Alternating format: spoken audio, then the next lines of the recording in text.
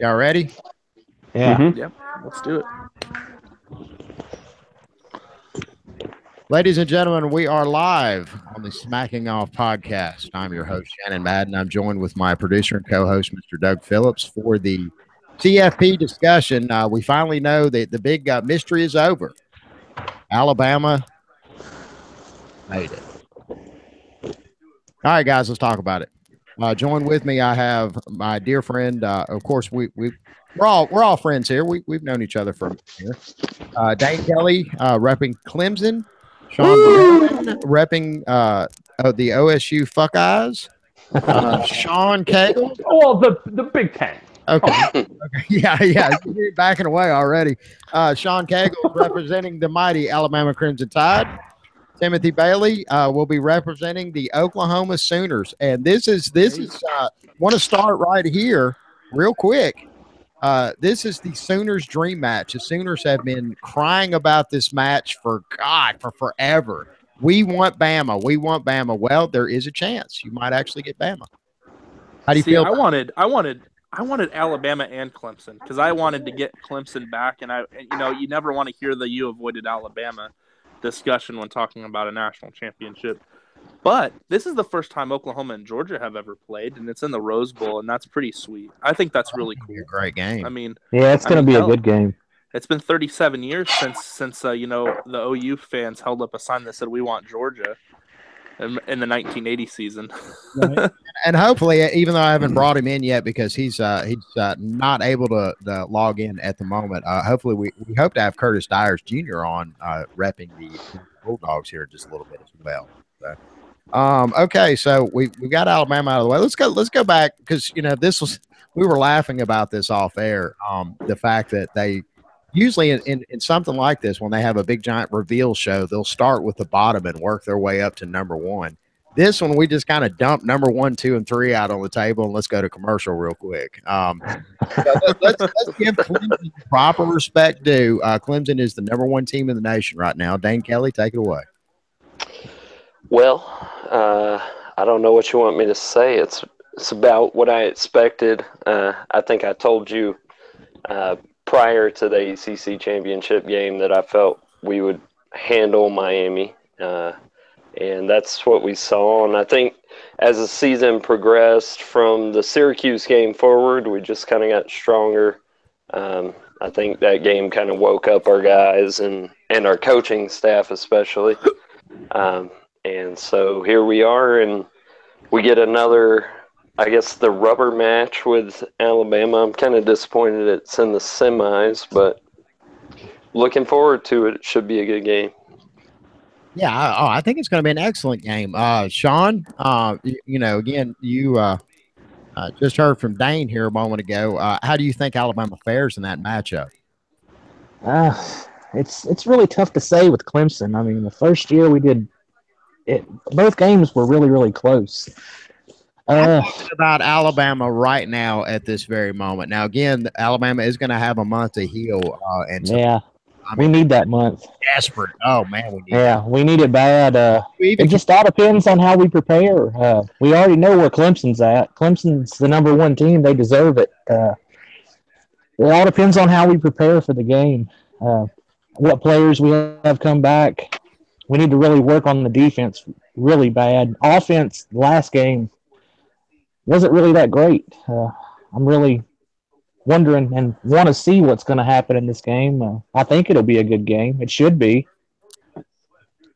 Shaun Vergowven, real quick, I want to get your take on OSU being left out of the Big Dance. And it's really the whole conference. Yeah. So essentially everyone in the Big Ten knew that, hey, Wisconsin was our best chance to make the playoffs. If Ohio State beat Wisconsin like they did last night, you're essentially leaving it in the committee's hands. And Ohio State has a great resume, except they have a 30-point loss on the road to unranked Iowa. Right. If that game was even remotely close, like, hey, you lost by a touchdown, maybe That's even what I told somebody last night. If that was a close game, then Ohio State would be. Yeah, like Iowa got lucky on they just had the ball last and they scored a last-second touchdown. Sure, Ohio State makes it in, no problem. But Ohio State was never in that game. They were just completely blown off the mat. And then Wisconsin was what everybody said they were. They were a paper tiger who went through 12-0. They didn't really schedule anybody out of conference. They're in the worst division in college football. I mean, the second highest team is Northwestern at 24 or something today. Mm-hmm. So, yeah. I mean, it's not a good division in college football. It's weak. And you go 12-0, that's still something to be proud of, and that's still something that should carry weight. But then you crap the bed when you have that chance to win the conference title and make your way into the playoffs.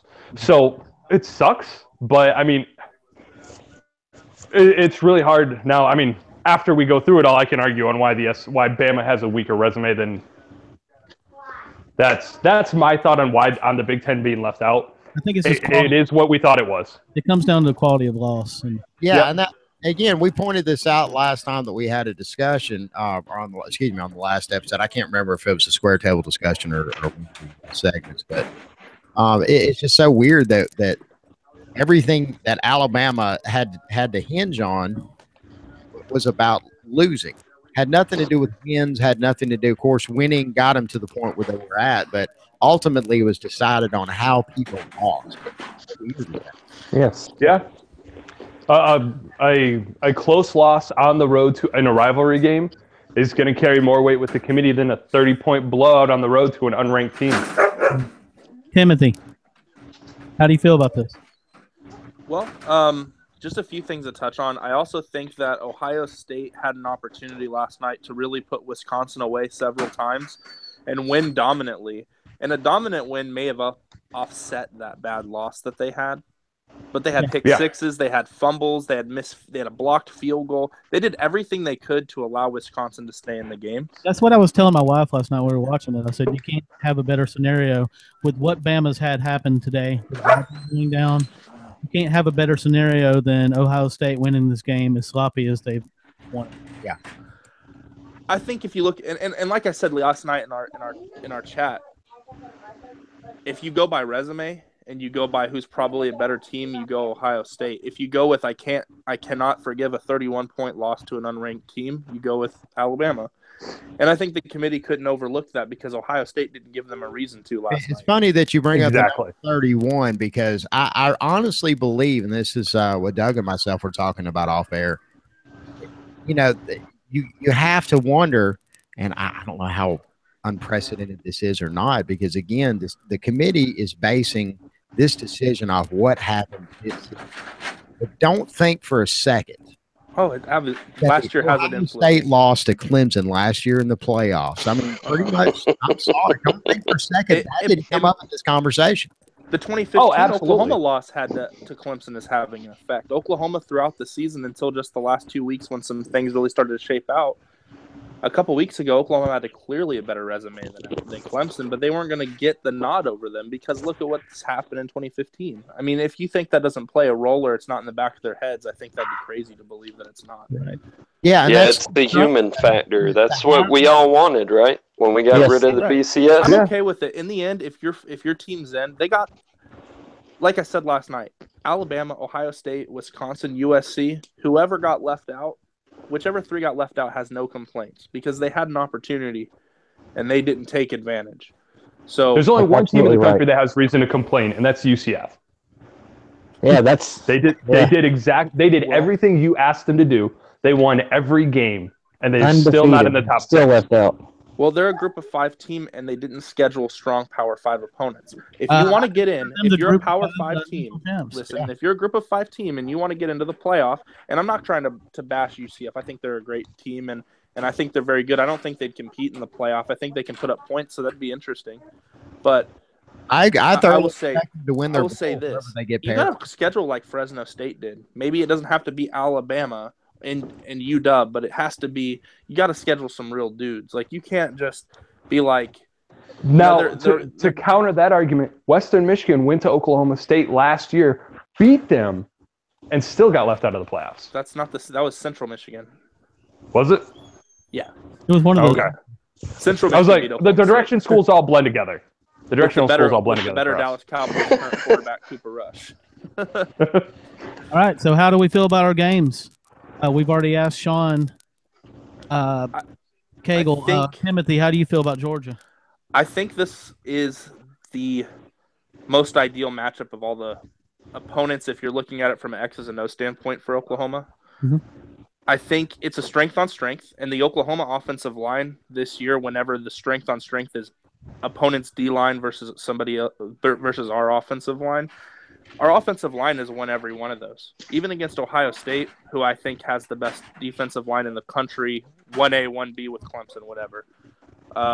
I think that's a good matchup, and we've seen Georgia's secondary on film. It's not very great. They don't have a prolific passing quarterback, though I do think Fromm is pretty good. He's not going to – there's not going to be any – it's a pro-style offense too, so that helps the Oklahoma defense some. They don't have to deal with these widespread offenses, and I think that this was ideal. I think Clemson or Alabama would have been a much tougher contest or even a rematch with Ohio State. I think that this was the matchup that OU, if you just want to be able to get into the finals without thinking about it, this is the matchup OU wanted. I think that Georgia's the weakest team of the four by a lot. All right, guys. Dane, you're muted again. Oh, Can you hear me? Oh, yeah, we can hear you. Dane was doing something secret. All right. So let me ask this. Let me ask this to you guys. Does it benefit a team to try to schedule a tough non-conference like Oklahoma, or does it benefit to schedule Mercer? I think that you took the words right out of my mouth. I was fixing to ask the very same question. How much did Alabama's, lack of strength of schedule help their case? As far as Washington versus Penn State and Oklahoma last year too. Penn State and Oklahoma were in the same spot as Ohio State last year. I don't think it really matters. I mean, it's still Alabama and it's still Nick Saban. So as long as we've got a humanized selection apparatus, I think as long as Bama continues to win 11 games or more a year, they're more than likely going to be in. And it doesn't matter if they're playing Mercer or a Furman or whoever. And it doesn't matter when they play them either. They win 11 games. When I see those lines, do you see those lines? Alabama's favored by one opening line over Clemson. I love it. That makes no sense. That's great. Oklahoma's favored by only 3 against Georgia. I actually thought that would be higher. I kind of did too, but then again, Georgia looked really good against Auburn last night. I mean, Georgia's looked pretty good all year long. I mean, they really have. But they've looked great. They've taken care of business, and I have a lot of respect for teams that take care of business because obviously, the 2 top teams didn't take care of business in matchups they should have won. Regardless of injuries, which both teams had in those games, they should have been able to beat Syracuse and Iowa State. Absolutely. Ohio State should have been able to beat Iowa. So you got to give respect for Georgia for taking care of business. But at the same time, though, whenever we saw Georgia against – and I know they revenged their loss against Auburn.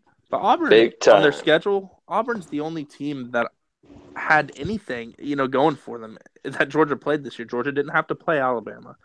Hell, Georgia didn't even play Texas A&M. I know Georgia played Mississippi State, who's magically ranked, which – come on. Welcome they played South Carolina. The conspiracy show in a couple weeks. I gotta ask this. Speaking of conspiracies, because you brought up Auburn and those 2 losses at home. How big was how big of a factor was the Auburn home field advantage in the games versus Georgia and Alabama? It was huge. Clearly, it was massive. You can't help but wonder that when you see what Auburn did in a neutral site last night. Well, Auburn didn't look like the same team. I will say part of it, Kerryon Johnson's injury had to have played a role. That was huge. I mean, come on, let's just be honest. It played a role in the game. He didn't look anything like the player he was 2 weeks ago. No, he didn't. And Malzahn is an awful coach. Compared to the other top 10 teams, I would take every one of the other top 10 teams' coaches and probably Do some you unranked team think it coaches might before I have take been Malzahn. because Malzahn is headed out the door? I was just going to say maybe Yeah. he's preoccupied with that Brinks truck sitting in front of his we house talked right now. about. Remember a couple weeks ago Brand when we new house, talked I about. might add, in Fayetteville, Arkansas. You guys remember a couple weeks ago when we talked about Auburn's best play call of the year came with 6 minutes left, up 33-10? Yes. Yes. You know, there was a time in this game where Georgia was up 13-7, and Auburn had the ball about the same part on the field, and that play call could have swung the momentum of the game, and they didn't have that in their hip pocket because they used that early. I mean, it's just small stuff like that affects games, and Malzahn wasn't smart enough in his whatever many-year career to tell his offensive coordinator, hey, we're not going to call this play that we haven't called all season long, which is a wrinkle off of a standard offensive formation we run when we're up 33-10 with 6 minutes to go in the game. And that affects games. They showed Georgia things on film in the second half that they didn't have to show Georgia. So Georgia had a much better game plan. Did you see what Georgia did? Auburn came out with the same game plan that they had against Georgia the first time. Georgia came out with a different game plan. They came out throwing. Look at the Oklahoma TCU game. The Oklahoma TCU game the first time, they just literally used Rodney Anderson as a workhorse. They came out against TCU yesterday, and they came out guns blazing throwing the football. You can't play the same team twice and play the same game and expect to beat them. I mean, that was absurd to believe. I mean, how could you even think that would work? The only team that I know that can do that successfully, because I've seen them do it, is Alabama. But I mean, that's just because they outclass folks. Well, yeah, maybe not in the same year, but they just outclass folks with athletes, you know. Well, it's also matchups too. You know, Right. those are individual matchups throughout the game. Those are dissected ad nauseum, I'm sure, by their whole entire staff before they even prepare for a game and figure out what player is going to make the difference against. Georgia coaching staff deserves a lot of credit for yesterday's game. No doubt about it. I mean, they completely they made Malzahn look like they were completely an irrelevant opponent. They looked like the Auburn team that we thought, oh my gosh, look at this. They just lost to LSU. That's the Auburn we saw. In other words, they made Malzahn look like an Arkansas head coach. See, and that's what I don't understand. What Nailed Arkansas it. Celebrating about. They're like, come on home. And I said to an Arkansas fan, I'm like, hooray, 7 to 8 wins a year. Yeah. And they're like, we'll take it. And I'm like, I guess that's better than what they have going on. I mean, okay, guys, let's get everybody's prediction on these two games. I know that we've asked each person about their own team, but how are these games going down, and who's going to be in the final? Dane Kelley, we'll start with you. I think Clemson will sneak by Alabama. I think it'll probably be a very close game. I mean, we're about as evenly matched as two teams could be. We've got similar styled quarterbacks, great skill position players, great defense. But I think Clemson will edge them out. And I know everybody's really high on Oklahoma. They got the high-flying offense, and yes, their defense has been playing better. But I think Georgia might have something for them. I got to go with the defense. And Georgia, I think they probably win. Your Clemson, Georgia national championship game. Wow. Yes. All right, Vergowven. How do you feel about that? I want Clemson to win 31-0 against Alabama because I don't believe that non-conference champions should be in the playoffs, but that's just me. Okay. I think it'll be a close game between Clemson and Alabama. I think Clemson wins it, but it'll be kind of like last year, kind of whoever has the ball last scores will win. Okay. And then Georgia, Oklahoma, Georgia.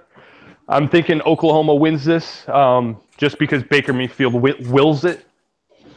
I think he's a better quarterback than Jake Fromm, and I think they're pretty evenly matched across the board other than that. So I think it's going to be Clemson, Oklahoma in the national championship. Uh-huh. And I think probably Oklahoma wins that. All right. So, Mr. Cagle.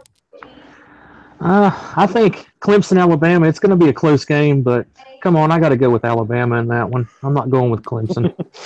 And I think the Oklahoma, Georgia, I think Georgia wins by 2 touchdowns or more against Oklahoma. Whoa. I think You're picking Alabama, Georgia, national Ooh. final, yeah. 2011 Wow. all over again. Yes. We're All right. going back to the BCS, fellas. Timothy. All right. I think the Clemson-Alabama game will be really good, assuming Alabama gets healthy and we see those guys play at the level they did before their injuries. Obviously, if they're not playing at that level, Alabama's been getting gashed on the ground for several weeks in a row now, and if that happens, Clemson will just run down their throat and beat them probably, by 10 or so. Okay. If Alabama's healthy and they're ready to play, which they'll be ready to play mindset-wise because of Saban. The reason why Clemson beat Alabama these last couple of years is because Deshaun Watson had 400 and 500 yards passing. They only won one of them. That was it. Yeah, they only beat us 1 year, man. Yeah. Oh, I'm so sorry. They should have beaten you the year before, but Absolutely. they were, to be honest, it should have flopped years. Alabama was better last year, and Clemson was better in 15. But, Okay. I agree. Anyway, I just don't think if Alabama slows down the rushing attack, I don't think Kelly Bryant can beat Alabama through the air like other quarterbacks can. So I really don't know where to go with it. I'm going to say I assume Nick Saban's ready and his guys are, and I'll say Alabama by 7 or less. Okay. And so you're picking the Bama Sooner national championship game. Yeah, Oklahoma and Georgia. This game is a mismatch completely on paper for Georgia in every facet. You have a pro-style offense playing against it. They have been praying for a Bama Oklahoma rematch to prove once and for all that they're there. Because so right now, as it stands, the series is 3-1-1. Oklahoma has us edged out, 3 wins. Bama has won once, and we've also tied Oklahoma.